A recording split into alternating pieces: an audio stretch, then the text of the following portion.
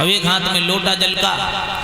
और सीता जी दशरथ को भोजन खिलाने के लिए आई, चौकी पे बैठे हैं। तो क्या देखा, जल्दी जल्दी में तिनका उड़ के उनकी थाली में गिर गया।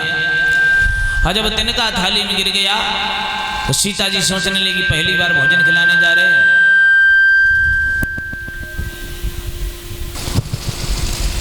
पहली बार भोजन खिलाने के लिए जा रहे हैं। अगर जमीन पे लोटा रख दिया तो हानि हो जाएगी। तो अपनी आंखों से अग्नि प्रकट की और अग्नि से तिनका को जला दिया।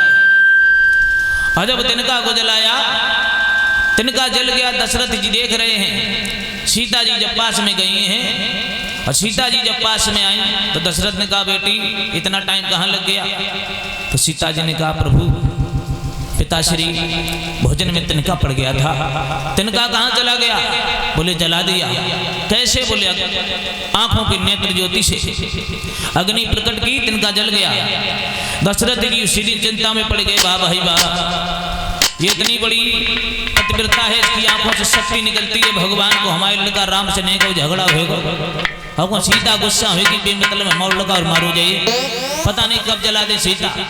तो दशरथ ने वरदान मांगा था, हे बहु सीता तुम हमारे यहाँ चलोगे जरूर, लेकिन हमें ये वरदान एक पसंद दो। क्या? बोले आज के बाद आंखों की ये रोशनी, ये शक्ति जो तुम्हारी अग्नि है, इसका कभी उपयोग नहीं करोगे, इसको भूल जाओ।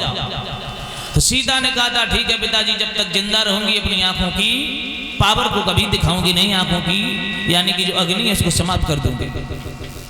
तो जब रावण आता था शोक वाटिका में धमकाता था सीता को, तो तिनका उठा देती थी सीता, इशारा देते नहीं समझ जाओ रावण।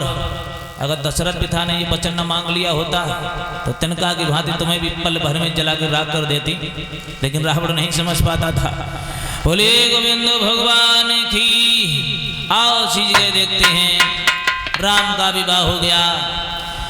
इन्हीं राम के वंश में इनसे पहले सतयुग में महाराज हरिश्चंद्र का प्रादुर्भाव कैसे हुआ था, आओ कथा में गौर करते हैं। और मौसम अगर सही रहा तो आज शाम को भगवान कृष्ण का जन्म भी होना है।